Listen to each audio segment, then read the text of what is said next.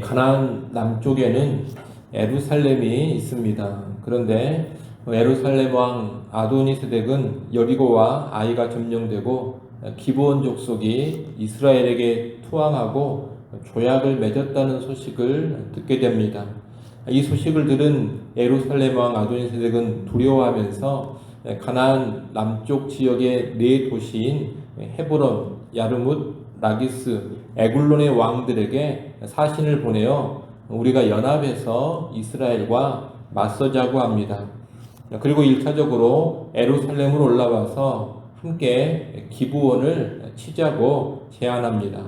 그래서 가나안 남부에 5 왕의 연합군이 결성됩니다.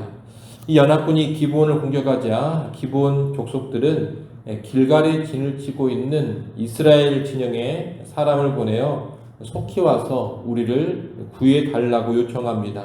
이에 여호수아는 모든 군사들을 거느리고 기브온으로 올라갑니다. 이것은 기브온 족속과 맺은 언약을 신실하게 이행하는 모습입니다. 하나님은 기브온을 보러 가는 여호수아에게 승리의 약속을 주십니다. 10장 8절 말씀을 같이 한번 읽어보겠습니다. 8절 말씀 함께 읽습니다. 그때 여호와께서 여호수아에게 이르시되 그들을 두려워하지 말라.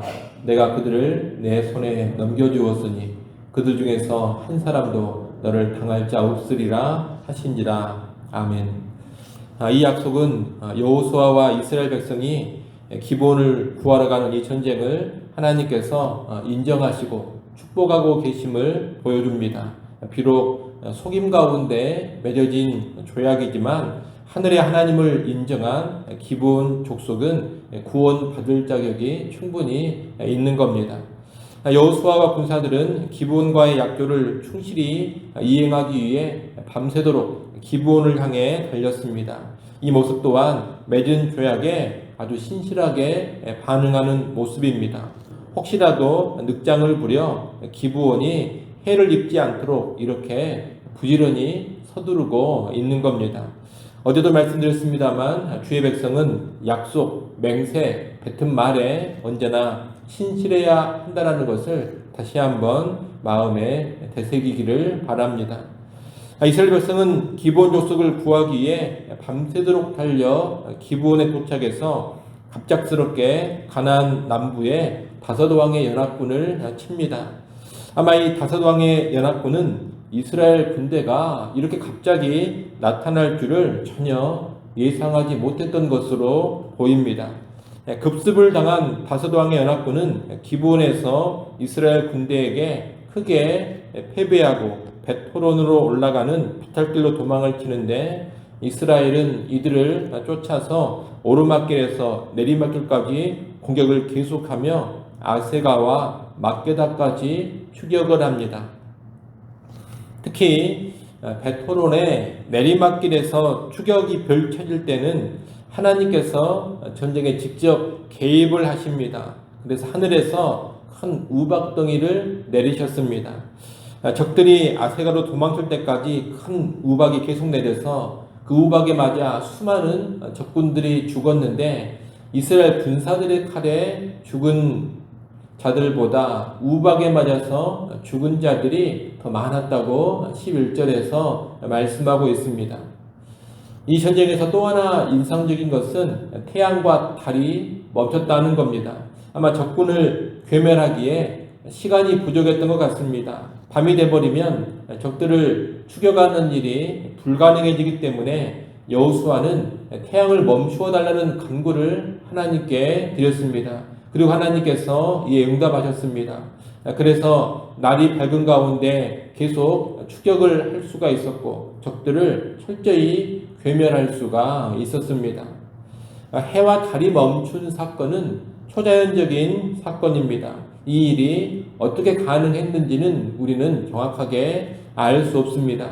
그러나 전능하신 하나님은 이런 일도 충분히 가능케 하시는 분임을 우리는 알아야 합니다. 우리는 이것을 비합리적인 사건이 아닌 초합리적인 사건으로 이해해야 할 것입니다.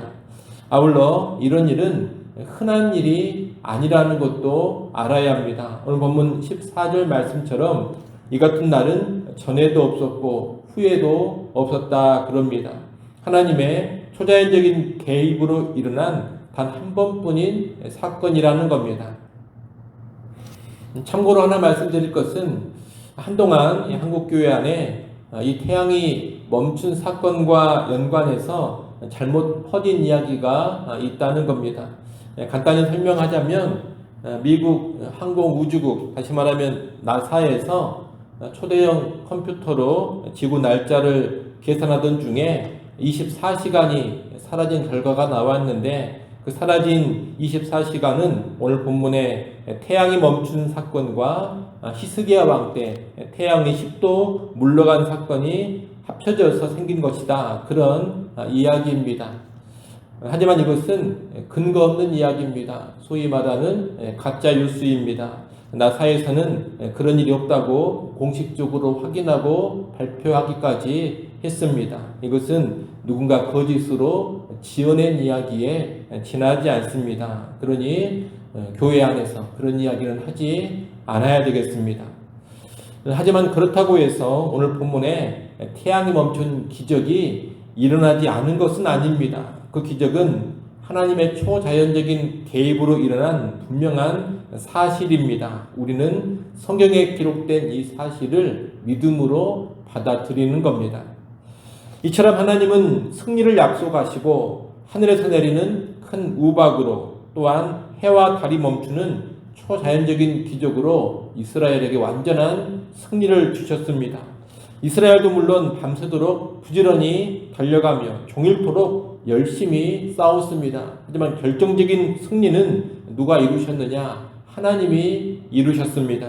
오늘 본문은 가나안 동북 전쟁을 하나님이 주도하시고 하나님이 앞장서서 싸우시고 승리를 주신다는 것을 이 기적들을 통해서 다시 한번 분명히 보여주고 있는 겁니다. 오늘날 이 땅에서 하나님 나라가 확장되어 가는 일도 똑같습니다.